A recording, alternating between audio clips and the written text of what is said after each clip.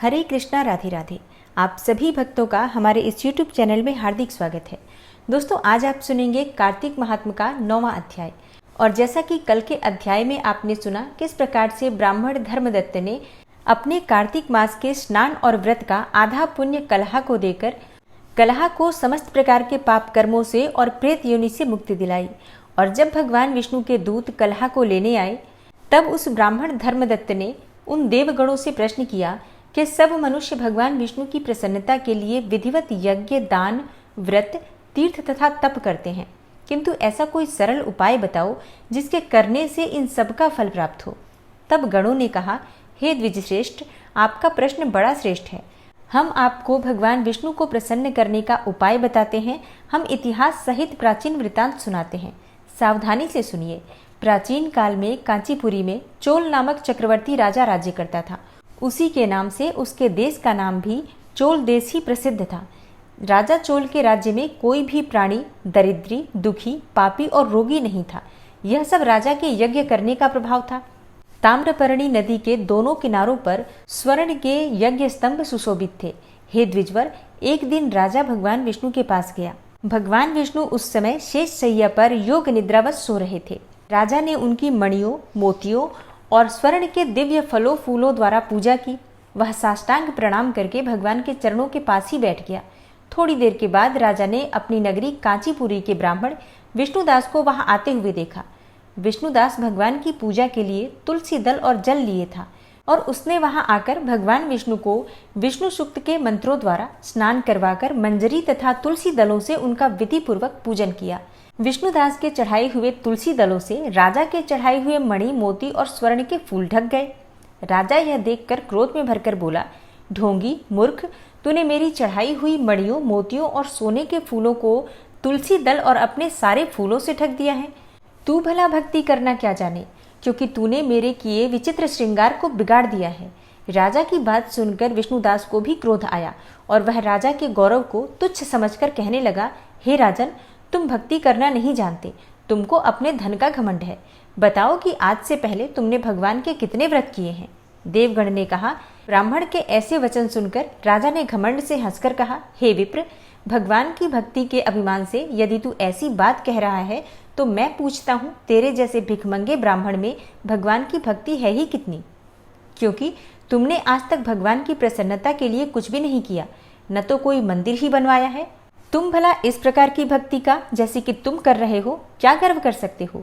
यहाँ जितने भी ब्राह्मण बैठे हैं, मेरी बात को ध्यानपूर्वक सुने और देखें कि भगवान विष्णु के दर्शन मुझे होते हैं या कि तुझे। इसके बाद दोनों की भक्ति के संबंध में आप लोग जान ही लेंगे। देवगणों ने कहा। ऐसा कहकर राजा अपने महल में चला गया और वहां जाकर उसने अपने पुरोहित मुद्गल को आचार्य बनाकर विष्णु यज्ञ आरंभ किया। उसने उस यज्ञ में अनेक ऋषि महर्षियों को बुलाया और उनको बहुत सा अनाज और धन आदि दक्षिणा दी। उधर विष्णुदास भी अपने मंदिर में ही रहकर भगवान की प्रसन्नता के लिए व्रत करने लगा। ब्राह्मण ने माघ तथा कार्तिक मास के व्रत किए, तुलसी के वन का पूजन किया और एकादशी को भगवान विष्णु के 12 अक्षर मंत्र का जप किया। वह भगवान को प्रसन्न करने के लिए गीत गाता रहा और नृत्य करता रहा। नित्य प्रति व्रत करता था, भूमि पर सोता, हर समय भगवान को प्रसन्न करने के लिए एकादशी के व्रत भी किए और उन व्रतों के नियम का पालन भी किया और उद्यापन भी किया। और इस प्रकार राजा चोल और विष्णुदास द्वारा आराधना करते हुए बहुत दिन बीत गए। एक दिन विष्णुदास भोजन तैयार करके भक्ति में तल्लीन था कि उसका भोजन कोई चुरा ले गया। लेकिन सायंकाल की आराधना हो सके और व्रत भंग न हो, इसलिए उसने दोबारा भोजन तैयार नहीं किया। श्री नारद जी ने कहा, हे राजन, इस तरह लगातार 7 दिनों तक कोई दूसरा उसका भोजन चुराता रहा। तब वह हैरान होकर सोचने लगा कि यह तो बड़ी विचित्र घटना है कि न जाने कौन हर रोज मेरे भोजन को चुरा कर ले जाता है। फिर भी इस देवस्थान को छोड़ना नहीं चाहिए। अगर मैं भोजन बनाकर तुरंत ही खा लेता हूँ तो देर हो जाएगी और पूजा छूट जाएगी। इसलिए मुझे भोजन बनाकर तुरंत खाना नहीं चाहिए और बिना भगवान को भोग लगाए वैष्णवों को भोजन नहीं करना चाहिए। अगर 7 दिन बिना भोजन के बीत गए तो आज का एक दिन और सही। आज मैं भली भांति भोजन की रक्षा करूंगा और देखूंगा कि हर रोज इसे कौन चुरा कर ले जाता है। ऐसा सोचकर विष्णुदास भोजन तैयार करके भोजन के पास ही छिपकर बैठ गया।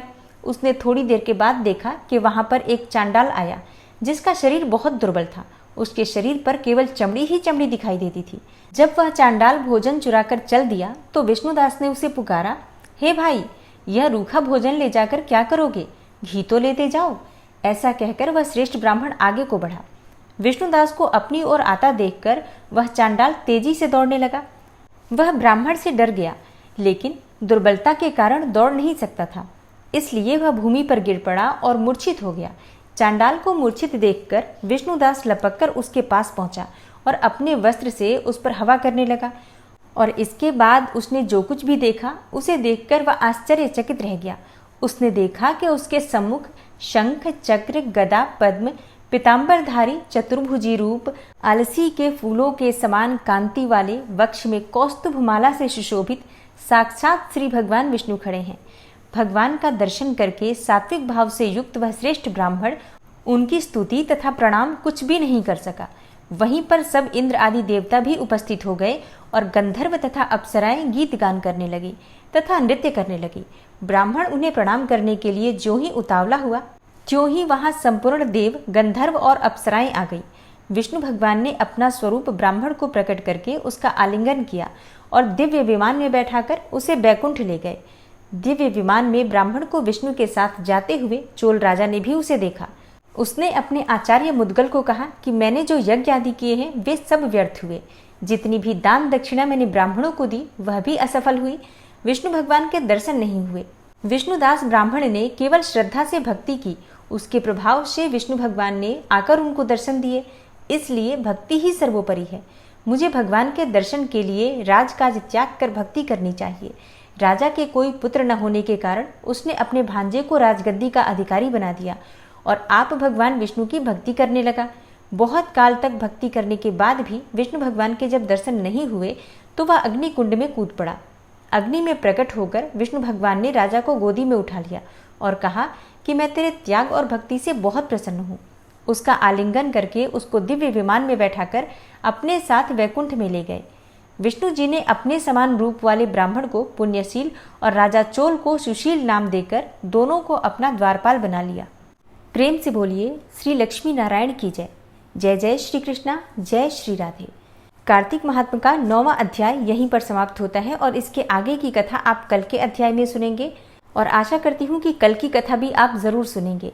आज की वीडियो अगर आपको अच्छी लगी हो तो वीडियो को लाइक ज़रूर कर दीजिए और शेयर भी ज़रूर कीजिए फैमिली फ्रेंड्स के साथ। अगर चैनल पर पहली बार आए हैं और अभी तक आपने चैनल को सब्सक्राइब नहीं किया है तो आज की वीडियो अगर आपको अच्छी लगे तो चैनल को सब्सक्राइब ज़रूर कर लीजिए और बेल बटन को भी प्रेस कर लीजिए। तो इससे ये होगा कि इस चैनल पर जो नई वीडियो अपलोड होंगी उनकी नोटिफिकेशन आपको सही समय पर प्राप्त होगी।